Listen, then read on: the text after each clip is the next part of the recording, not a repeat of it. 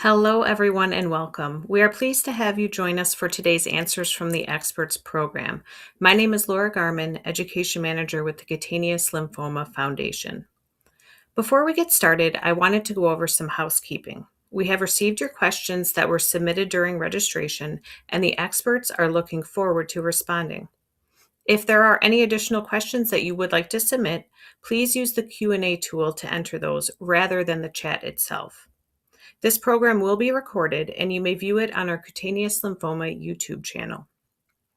I would also like to thank our individual donors and funding partners for making this program possible. We can't do it without their support. This is how we are able to produce webinars, patient forums, materials, and other educational programs.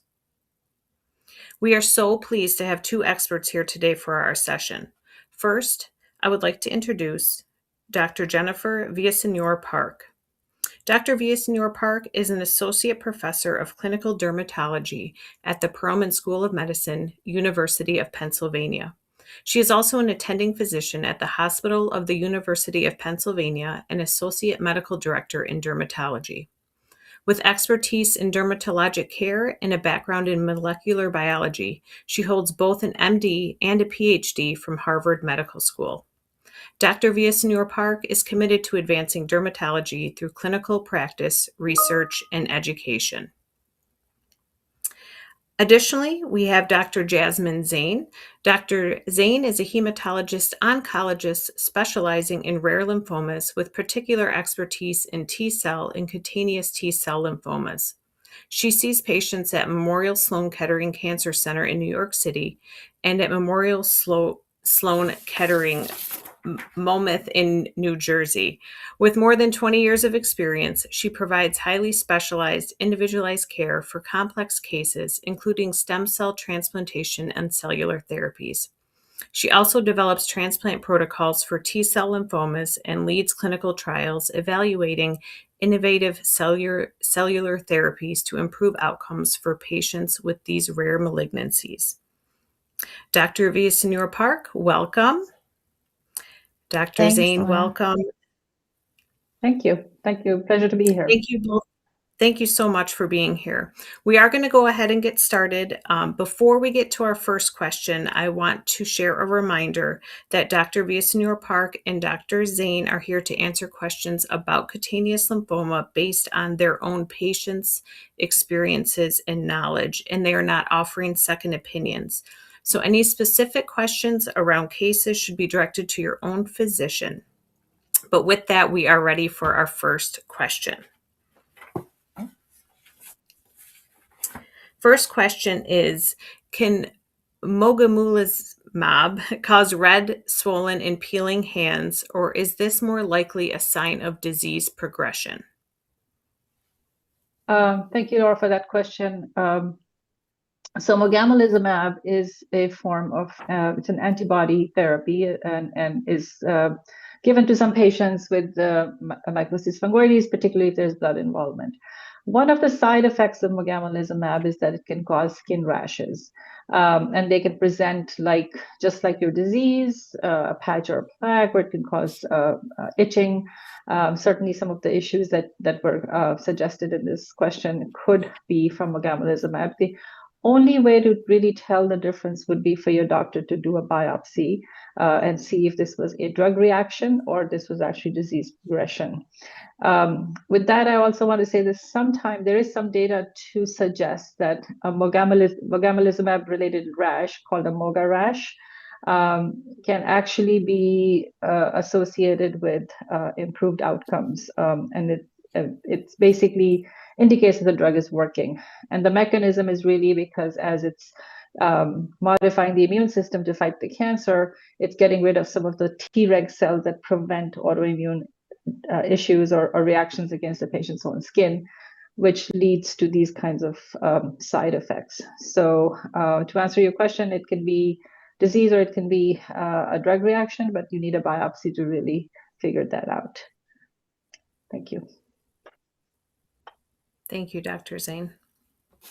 Our next question, does electron total body beam therapy clear the skin and help it stay clear?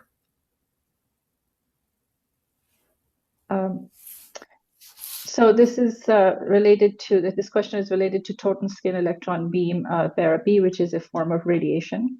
And it was really developed specifically for patients with mycosis fungoides because it allows radiation to be given to the patient without, with penetration through just the very superficial layers of the skin, and it doesn't affect your deeper tissues. And it is good at clearing patch plaque disease. It's the remission may last for a while, but there's no guarantee that the disease won't come back. The problem with this radiation is that you don't want to overdo it. You can certainly repeat it, and there is now more and more protocols that are using lower doses of radiation, which allow retreatment if the disease recurs, but it's definitely not curative. Yeah, so here at Penn and at other institutions, we, as Dr. Zain suggested, we use a lot and use it at low dose. And the low dose is not only effective for a lot of disease, but it allows the radiation oncologist to then repeat treatment should the patient need it. So typically when I have patients who undergo total skin, it's usually more advanced disease, and they often have very good response to lower dose radiation protocols. But oftentimes we find that they'll need to be on systemic therapy after their treatment to maintain their response. Thank you so much for that. Looks like we have another question about mogamulizumab, and they just called it Moga, so I appreciate that. If Moga was tried and stopped working, what is the likelihood of it working on a second try at a later date? Thoughts on that? So yes, thank you for that question. That's a difficult question to answer. There is certainly data to suggest retreatment works with Moga, but I think if it wasn't working the first time, it's likely not to work the second time either. There is data to suggest that patients who don't respond to mogamulizumab may have either mutation or loss of the CCR4 receptor on the tumor cell, which is targeted by mogamulizumab. So obviously, if the target's not there, the medicine's not going to work. So in my opinion, if it hasn't worked the first time, I usually don't try it again unless something else changes. For example, if the patient develops blood involvement, and which wasn't there before, we do know that mogamulizumab is very effective in clearing blood disease. So maybe that may be a scenario where you may retry it. But if you have evidence that it didn't work the first time in the blood and the skin compartment, I wouldn't try it again. What are your thoughts, Dr.? Agreed. Yeah, there's a lot, as you suggested, there's a lot of, there's some data to suggest that people do lose efficacy of with mogamulizumab by either downregulating CCR4 or developing other mutations. So agree that trying something else would be important. Yeah. Thank you both so much for that. A symptoms question. Can Sézary syndrome cause symptoms like watery eyes or tinnitus, or are these more likely related to something else? So in our patients with Sézary syndrome, these patients present with usually 80% skin involvement. They can sometimes have lymphadenopathy. Because they have such significant skin involvement, they can also develop ectropion, where they have more lower eyelid show.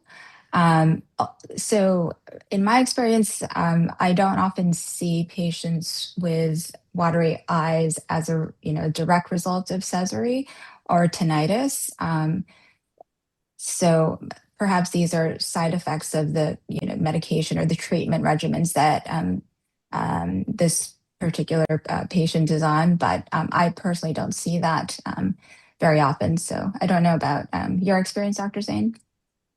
Yeah, you're right. I don't think these symptoms are directly related to Sézary syndrome, but I think, as you mentioned, the ectropion or eyelid involvement can sometimes cause, obviously, more exposure of the cornea, maybe a dry eye and itchy eyes, or a superinfection. Again, not directly related to Sézary syndrome. And the tinnitus, Again, that's an ear issue. The only thing I can think of is that maybe there is sometimes the scales and the scabs from the skin, because the skin is very flaky and dry in Sézary syndrome, could clog the ear. That can cause some of these ear-related symptoms. But obviously, there is no direct impact of Sézary syndrome on these organs, I would say, in terms of causing tinnitus or eyes in particular.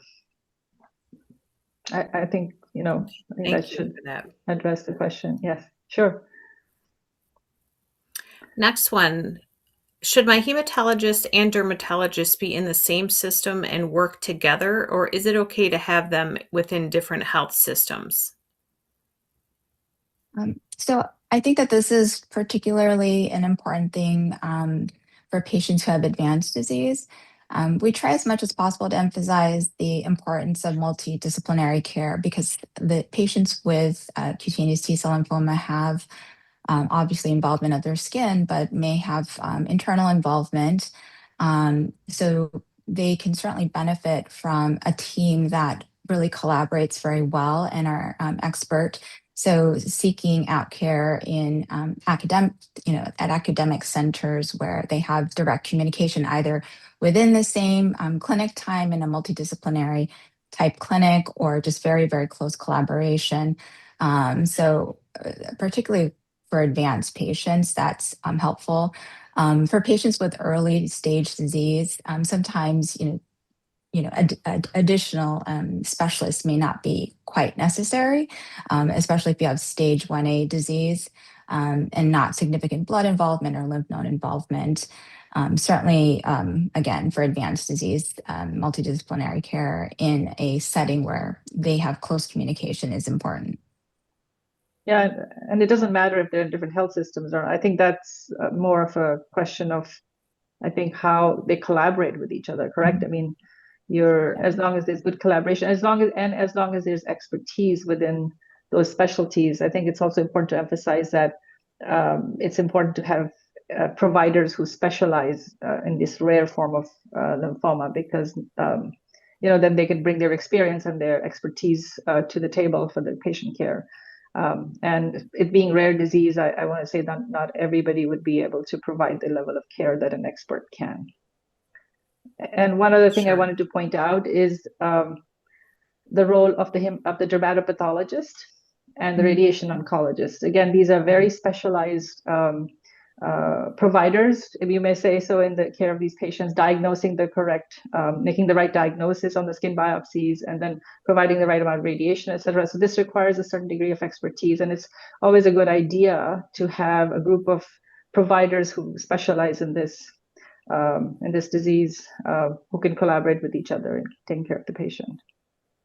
Yeah, building your team. Thank you for that. Yeah. Another one for Dr. Zain. I'm just starting radiation, and if that doesn't work, how soon can I try again? I assume you're referring to another round of radiation. So radiation is, generally these diseases are very radiation sensitive. So I have rarely come across a situation where radiation has not been able to get rid of a particular lesion. And now, again, it's directed therapy, so it is only going to work where you have, or the part of the body where the radiation was given. So if there's disease that's progressing outside the field of radiation, yes, you can certainly retry it. And it's going to be up to the radiation oncologist to decide which area can safely be retreated, or if the surrounding area can be retreated because you want to avoid the radiation-associated toxicity. So that's something you can discuss with your radiation oncologist to see if and when an area can be retreated or radiation provided to another area of the skin.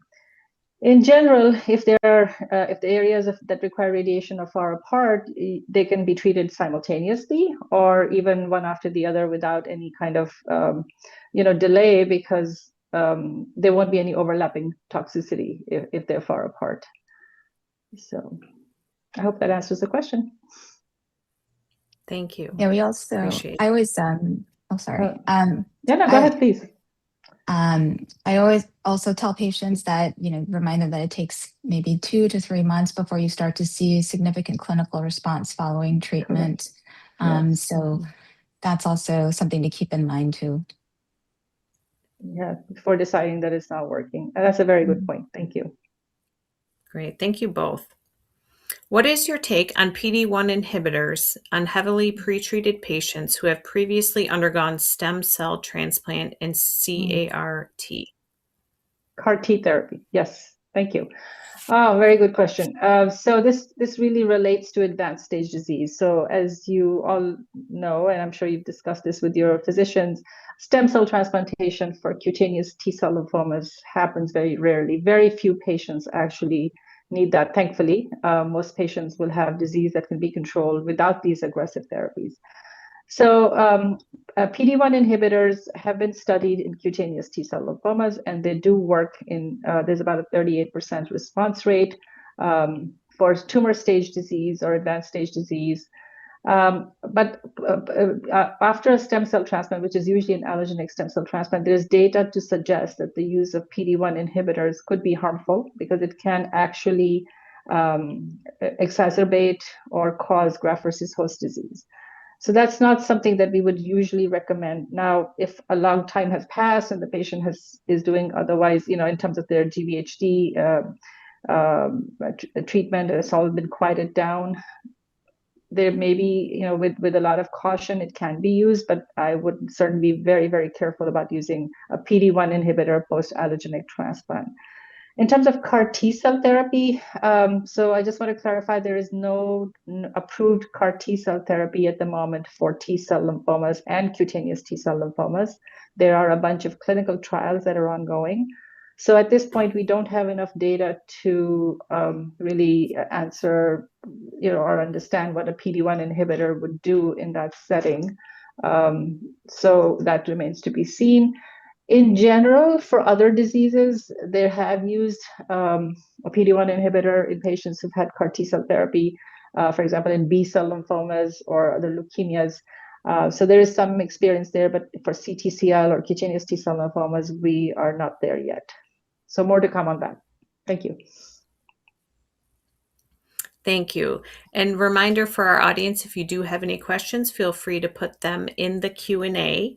And we'll continue on with our registration submitted questions. This one's at a high level, and we'll start with Dr. Villasenor-Park, because I think you both could answer it from a different angle. What about early treatment options?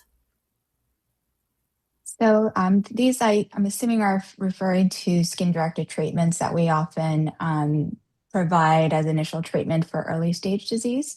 So skin-directed treatment includes a number of things, high-potency topical steroids like clobetasol, and other topicals that are used are topical nitrogen mustard. At our institution, we use topical carmustine quite a bit. These are DNA methylating agents, and what they do is they interrupt the ability of these T cells to replicate and cause cell death. Topical nitrogen mustard has been around for a long time and is now currently only available as a gel formulation called Valclor. In general, it takes quite a long time for a response to be seen. So I usually tell patients to use it, 3 times a week initially, and slowly use it on a more nightly basis as tolerated. And it can take up to 6 months, again, to see a good response, sometimes a year in some patients. And the trouble with topical nitrogen mustard is up to 20 to 30% of patients can develop a contact dermatitis from topical nitrogen mustard use. Other kind of treatments include topical imicamab. This is a immunomodulator. So it's used usually 3 times per week at night. This again, can generate responses and could take about 6 to 12 weeks, depending on the patient. It has to be used in the absence of topical steroids, because topical steroids will kind of blunt the response of topical imicamod. And then there's, of course, phototherapy. So phototherapy generally can be narrowband UVB, which is more prevalent. PUVA used to be much more readily available, but it's becoming less available because of supply issues with methoxylin, as well as the topical form of it. PUVA in general is UVA with Sorlin taken orally. And this tends to be quite effective for kind of thicker plaques, more extensive plaque disease, tends to be a little bit more effective compared to narrowband UVB. But it does have kind of side effects. So patients who receive greater than 250 treatments in their lifetime are at increased risk for developing other cutaneous malignancies, specifically squamous cell carcinoma and other non-melanoma skin cancers. And they can develop leukoderma with kind of discoloration of their skin. Narrowband UVB is much more prevalent and is very effective for patch stage disease. There's some data to suggest that it is helpful in some limited plaque disease. And then when combined with other oral medications can be more effective. And then for recalcitrant cases, we offer things like radiation treatment, as Dr. Zain talked about. Again, we can sometimes use these therapies in combination with each other.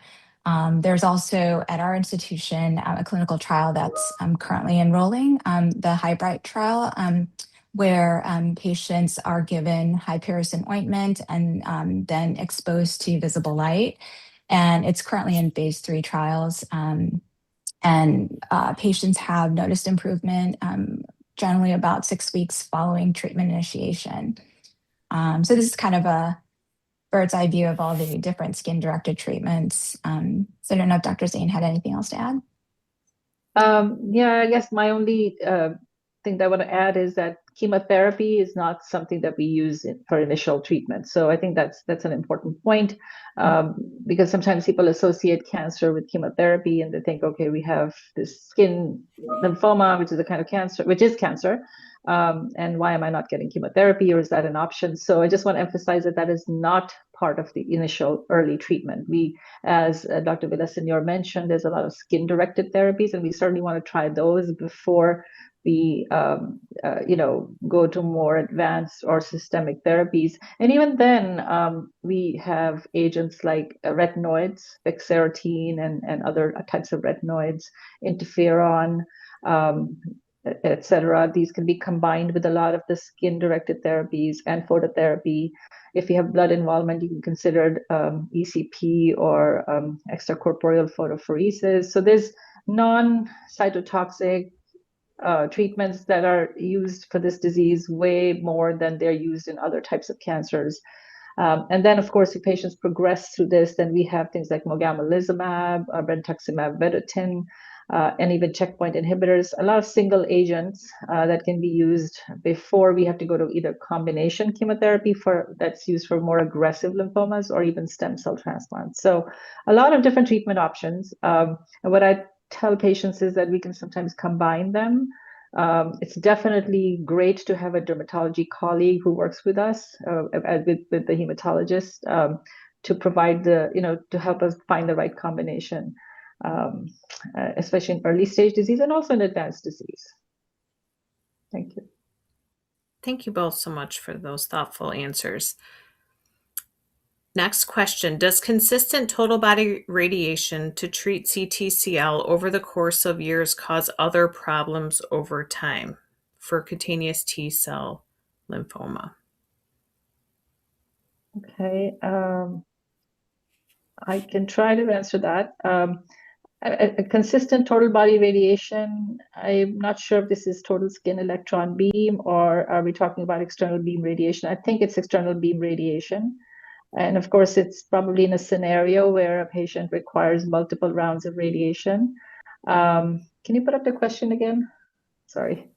And again, radiation is is a form of cancer treatment which has its own set of side effects. It can, if it's including skin toxicity, but it can cause some inflammation, and there's radiation damage that can happen.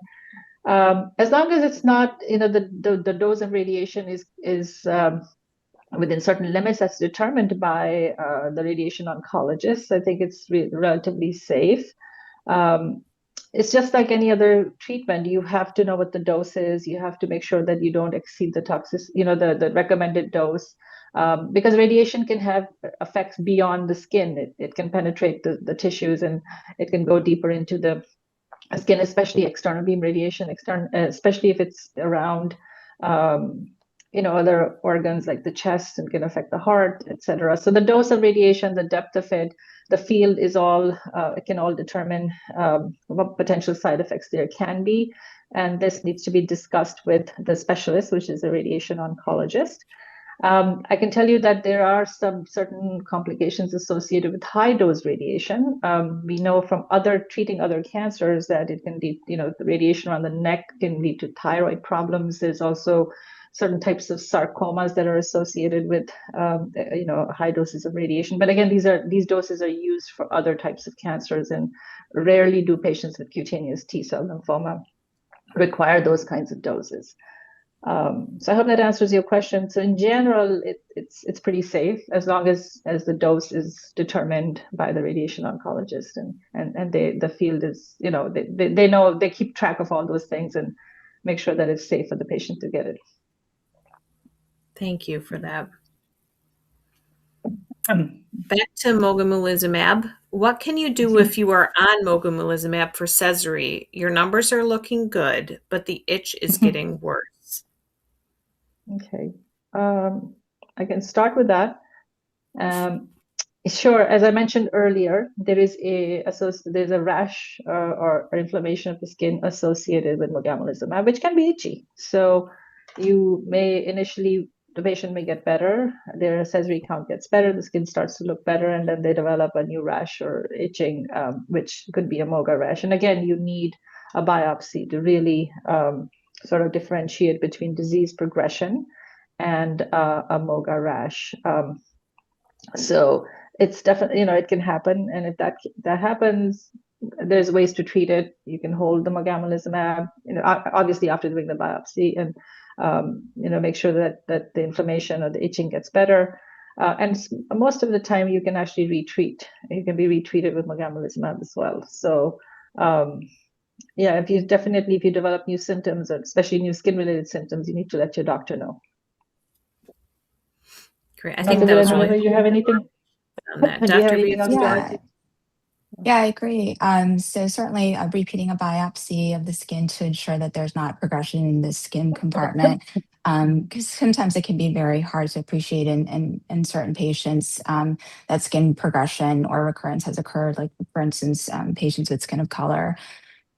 So, as long as the flow cytometry numbers are relatively well intact, and there's no other signs of progression. So addressing itching in and of itself, you can consider adding other things. So at our institution, we've had some experience of treating patients with concurrent interferon.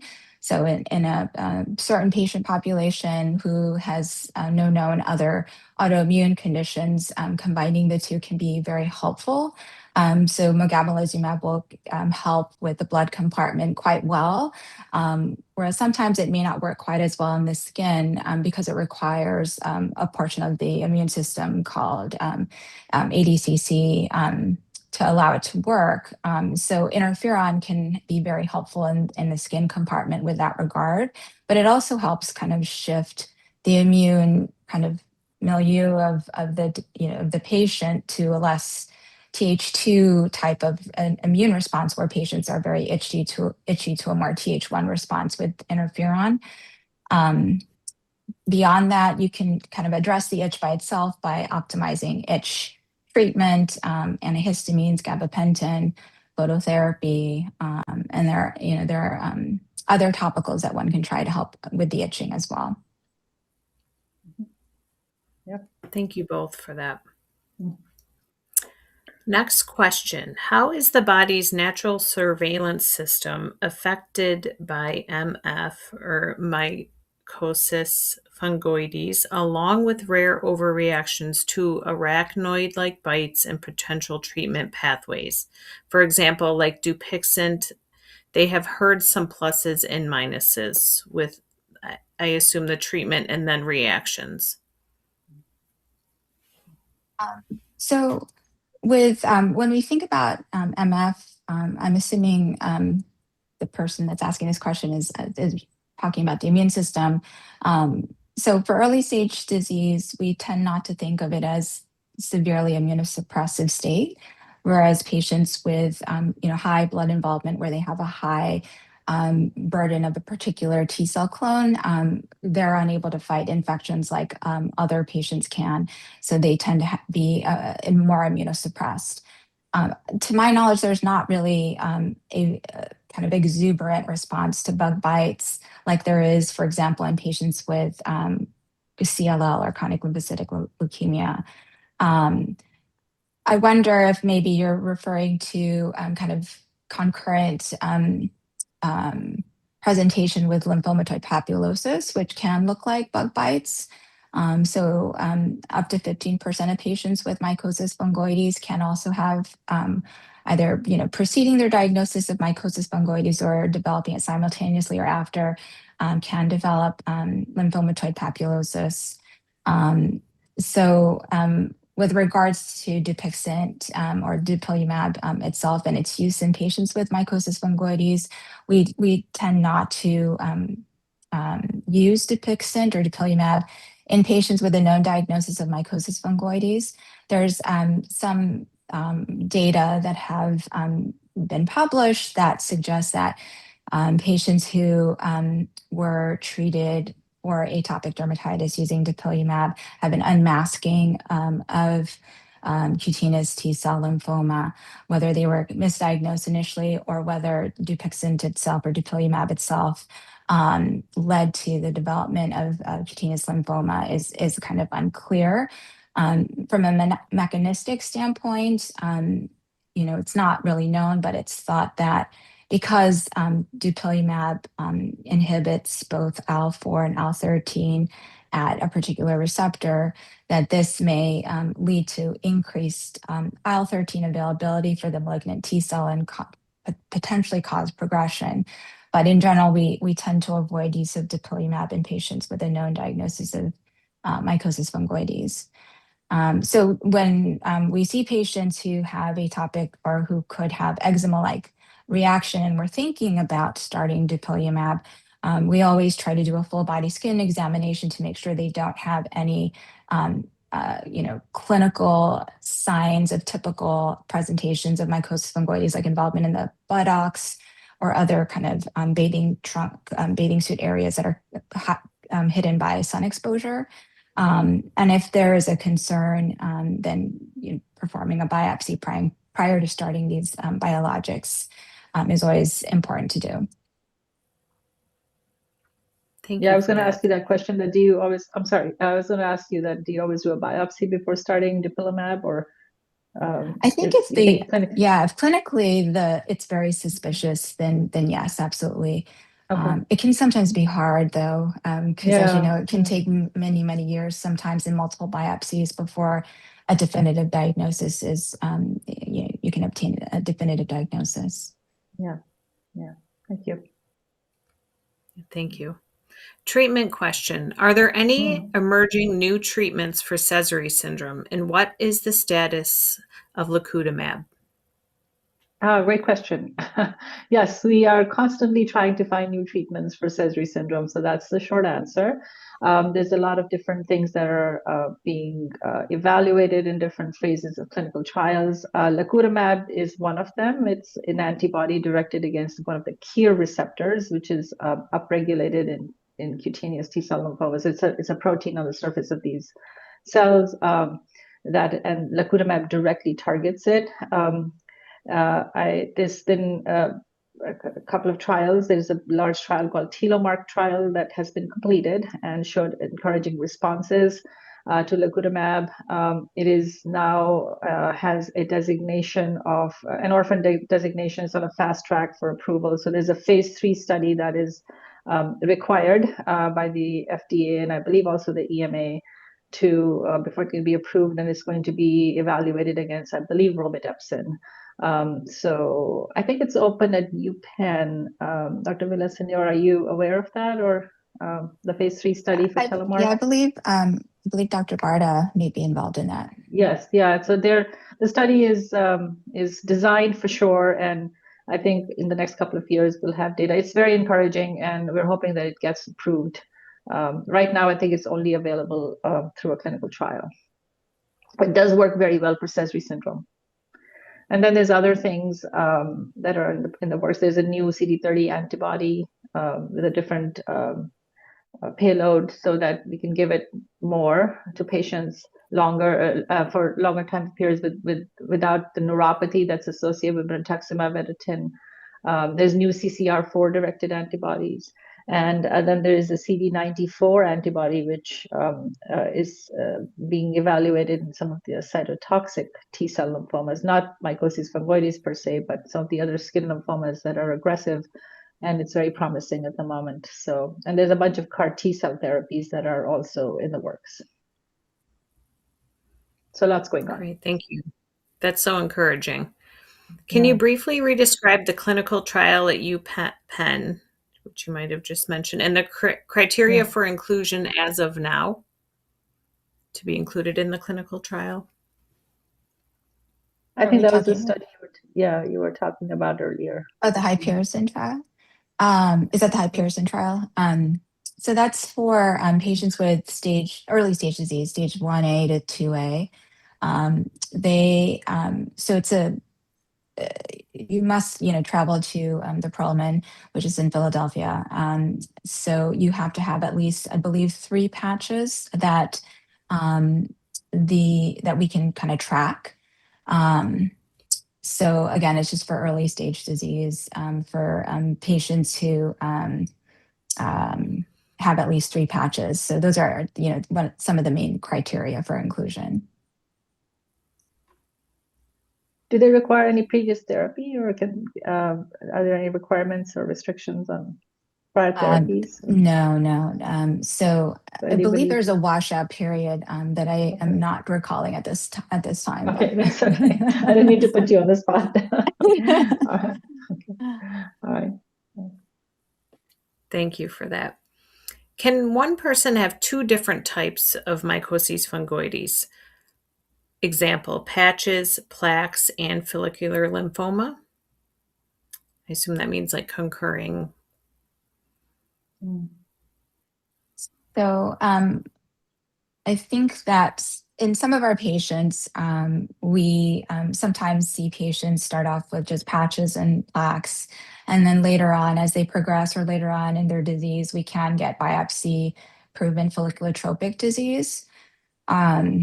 So we can see that in some of our patient population. I don't know if the patient or the person asking this question also was asking about more cutaneous follicle center B-cell lymphoma, which is a different type of cutaneous lymphoma. And certainly rarely we see combination of other types of lymphoma in patients with mycosis fungoides. More commonly with mycosis fungoides, we'll see more CD30 positive lymphoproliferative diseases, such as lymphomatoid papulosis. But I have rarely seen patients with concurrent other, cutaneous B-cell lymphoma or even CLL. So it is possible. I mean, I think there is some association with mycosis fungoides and CLL, just because CLL is so common. But other than that, I'm not aware of any significant number of concurrent lymphomas that happen in the same patient. Okay, thank you. How effective are handheld phototherapy units? I would like to use one for long-term travel overseas. So handheld phototherapy units, I will occasionally prescribe. So handheld phototherapy units are all typically UVB. So that's 311 to 313 nanometers. We work closely with a company called Phothera that dispenses very reliable machines for both full body narrowband UVB and also handheld therapies. So with handheld phototherapy units, particularly from this company, they have a spacer where you are directing treatment at a particular spot with a kind of predefined space from the skin to the phototherapy unit. So it's very consistent each time. When you're using a handheld phototherapy unit, you're only treating one area, so it's not preventative or prophylactic in any way. So they can be helpful, just to keep in mind that it's not preventative, can certainly treat kind of specific lesions. Just like narrowband UVB full body, it does take usually around 14 to 16 treatments before you start to notice improvement. And then you can certainly combine these with other treatments. Typically, patients who have a history of melanoma, I don't prescribe these treatments for.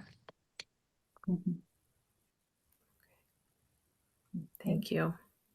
Continuing on with phototherapy, I have an adverse reaction to phototherapy each session. For example, severe itchy, red raised hives all over, and take gabapentin and several topical lotions. Are there any other recommendations for relief?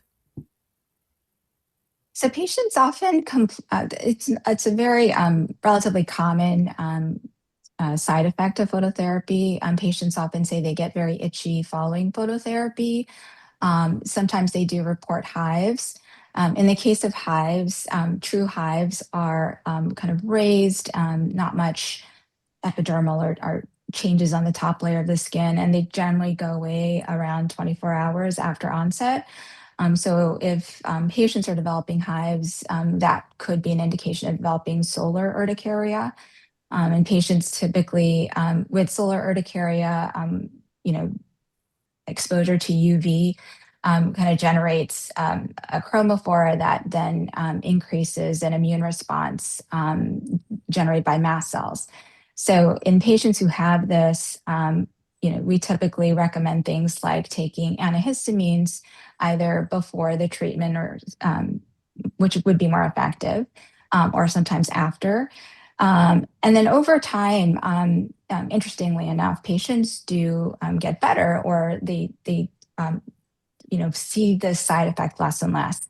As one of the treatments for solar urticaria, phototherapy at subminimal optimal dose can be very therapeutic, and patients experience what's called skin hardening or desensitization. And so they develop hives less and less as they continue phototherapy.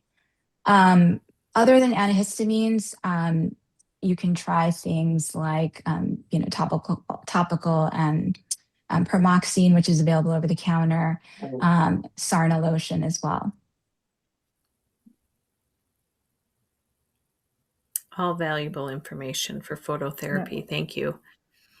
When a treatment modality fails and a patient continues to show progression, how long before you would move on to another, perhaps more aggressive therapy? Okay. Well, if the patient's progressing, then obviously it really depends on what's going on. Are they rapidly progressing? Is there an organ that's being affected? Do they have systemic problems happening as a result of their infection, of their treatment? So we don't usually have any kind of, we don't want to wait and make things worse. Once the toxicity of the previous treatment, if there is any, has resolved, we can certainly move on to the next line of therapy. I think this becomes more important only in clinical trials where sometimes there's a washout period required from previous therapy, just to make sure that the study is done in a more sort of clean manner. But again, patient safety comes first. So we don't, if there is somebody needs to be treated urgently and a clinical trial is going to delay things, we would definitely go with the standard therapy to make sure that we don't make things worse. So I think there is really no specific time that you have to wait before going to the next line of therapy, other than just recovering from treatment-related toxicities from the previous therapy. For example, if somebody has had radiation therapy, or actually maybe chemotherapy. If they've had chemotherapy and their blood counts are low from that particular treatment, you may have to wait till the blood counts recover before you go to the next line of treatment. So other than that, I don't see why you would need to wait if you're progressing. Helpful. Thank you. Next question. What happens when the tumors form? And I'm not sure the specificity of that, but wanted to give you a chance to answer that question that was submitted. I can take a crack at it. I think one of the first things to do when a tumor forms is we need to do a biopsy and see what's going on. There are certain markers that we can look for on the tumor. The biopsy can tell us if there is transformation, what's called large cell transformation. That's an important thing to know, because that it may indicate a more aggressive course and require more aggressive therapy. We can also look for things like CD30 expression or PD-1 expression to see if one of the treatments that we have for this disease may be more effective. For example, if there's CD30 positivity, we could consider brentuximab vedotin as one of the treatments.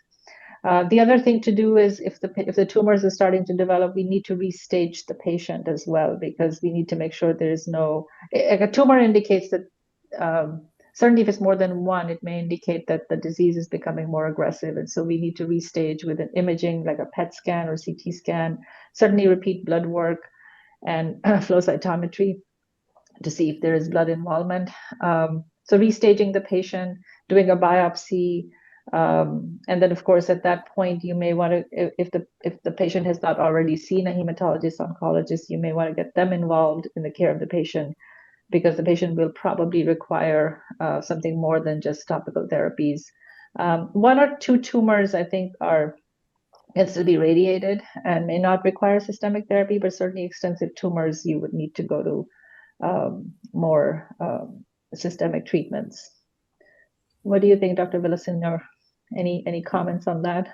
Yeah, I agree. I think, yeah, it depends on how many tumors the patient has. So patients can have limited tumors, and with limited tumors, you can certainly treat with radiation. And then you also have to think about the tempo of the disease. If they're developing tumors at a fast rate, then certainly changing therapy and seeing oncology, radiation oncology is important to do. Yeah, absolutely. Thank you both. Next question. Does decreasing white blood cell count have any prognostic value in monitoring follicular tropic mycosis fungoides cutaneous T-cell lymphoma progression? Thank you for that question. So I think the best way to answer that question, the white blood cell count does not have any prognostic, a decreasing white blood cell count does not have any prognostic value in mycosis fungoides and even follicular tropic mycosis fungoides, other than the fact that if the patient had Sézary syndrome or they had blood involvement, of course, in that case, we follow the white blood cell count as one of the parameters, but we need flow cytometry or other, we're basically looking to see if the Sezary burden or the blood involvement is improving. So if the malignant clone is getting better, certainly that's a good sign. But if we're talking about just regular white blood cells, like the neutrophils, etc., then I don't think there's any prognostic value or association with disease progression per se. It may become important if you're choosing certain treatments. For example, some treatments can affect the blood count. Certainly chemotherapy can lower white blood cell counts. Certain treatments like maybe interferon and even bexarotene can sometimes cause some decrease in white blood cell count. So in that respect, it may be a treatment effect. but certainly no association with disease progression that I know of. Thank you. One for Dr. Villasenor to start. Ooh. Anything really new for itching? What are some of the best creams or lotions to help control the itch? That's a great question because, as everybody knows, itching is a really very limiting symptom affecting the quality of life of all of our patients.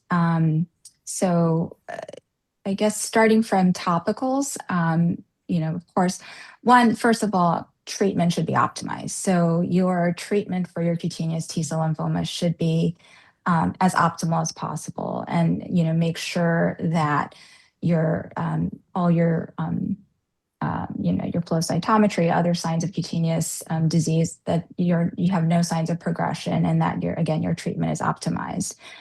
Because obviously the treatment in and of itself can be helpful for both the disease and the symptom of itching. For topical treatment for itching alone, topical steroids are helpful. You can certainly try over-the-counter things like Sarna, which contains camphor and menthol. So that helps to work on, the peripheral nervous system that kind of distracts from the pain receptors. Other things besides Sarna lotion, topical pramoxine, as I talked about earlier, can be helpful for itching. There are some compounded formulations containing lidocaine and ketamine amitriptyline as off-label use to help temporarily for itching that I will rarely sometimes use. Phototherapy, again, can be a helpful adjunctive treatment for itching. And then other than that, in our group, we've had some success in treating some patients who have well-controlled disease, but just have very extensive pruritus with off-label treatment using things like nemolizumab. So nemolizumab is a newer biologic that is specific for IL-31. It blocks IL-31 signaling, which is very important for inflammation and itching. And in our patient population, so it is FDA approved for treating severe atopic dermatitis and prurigo nodularis. So we have to get special dispensation for this. It can be very tricky to get insurance coverage for this. But in our patient population, it has been quite helpful. So those are probably some of the newer things that we've been using for itch. Really good to know. Thank you. In which cases do you consider interferon? That's for you. Yeah, so we use interferon quite a bit at Penn. We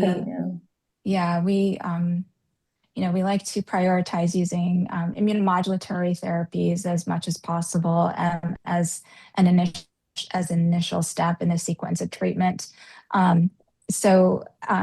Usually these are patients who are a little bit more advanced, who've tried and failed a lot of skin-directed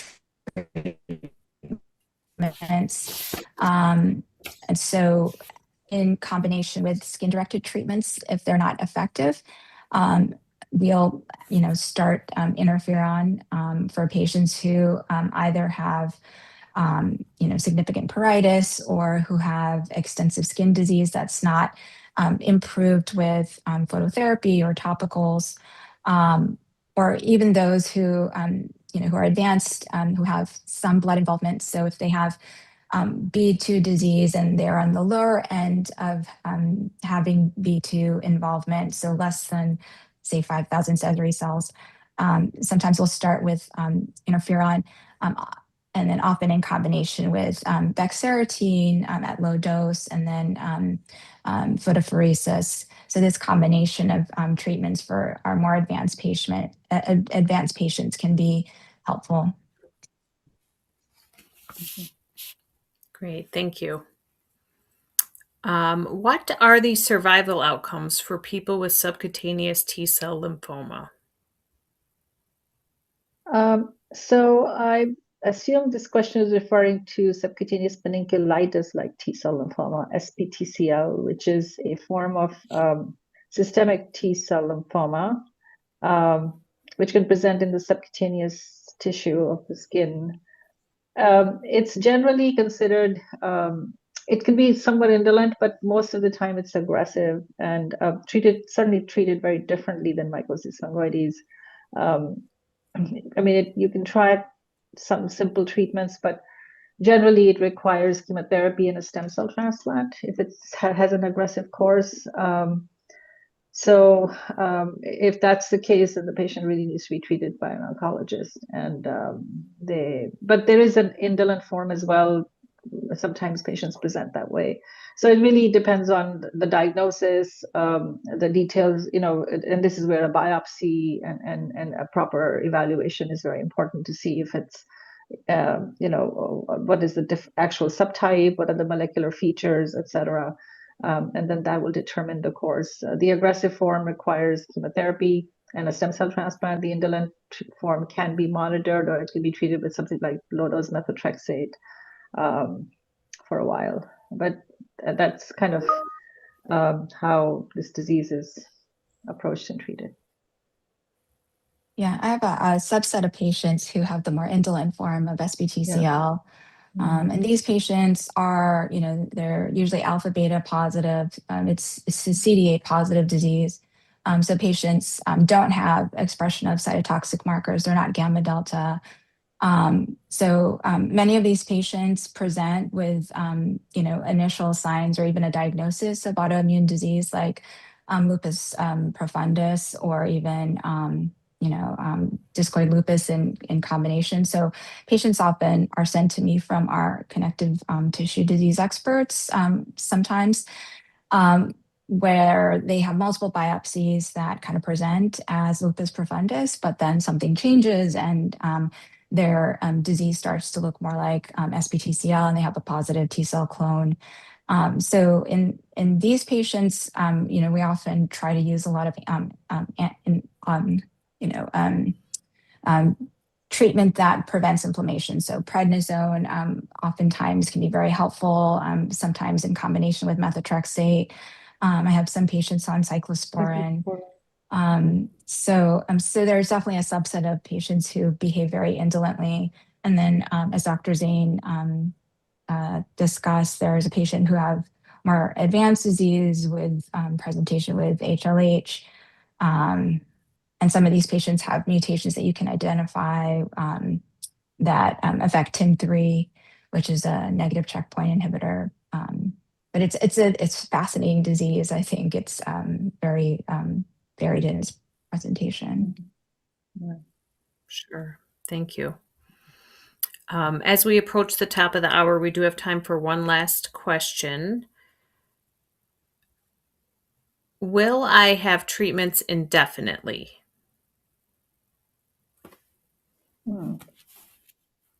It's a big question. I can start. For the last. Yes. So it's, we consider this an incurable disease. And I know that's a difficult concept to fathom. It is very treatable, especially in early stage disease. It is very treatable. We have a lot of different treatment options. We've been talking about some of them over the course of the hour. But it does tend to come back. And in fact, we don't have we don't have something that's actually going to cure the disease like we can cure, for example, some of the B cell lymphomas, right? So it goes away and it never comes back. So in that sense, the patients will require treatment indefinitely, but there will be times when the disease is in remission where they can be off treatment. And we are definitely working on trying to find treatment options where patients can get longer progression-free survivals and eventually even be cured. Maybe the CAR T therapies that are coming down the line. Unfortunately, at this point, we can't really say that we cure patients. We do tell them that they will need treatment possibly throughout their life, but they will have periods of remission. where they can be off treatment or be on minimal treatment and have normal lives. The goal is really to minimize symptoms and minimize skin lesions, and keep the quality of life going. And with this, I'm going to ask Dr. Villasenor for her thoughts on this topic. Yeah, I agree completely. You said it perfectly. This is unfortunately a chronic, but it's also a very manageable disease. And I think that the determination of whether you're continuously on treatment can also depend on your stage of disease. So certainly early stage patients can have potentially longer remission where they're off therapy for much longer time.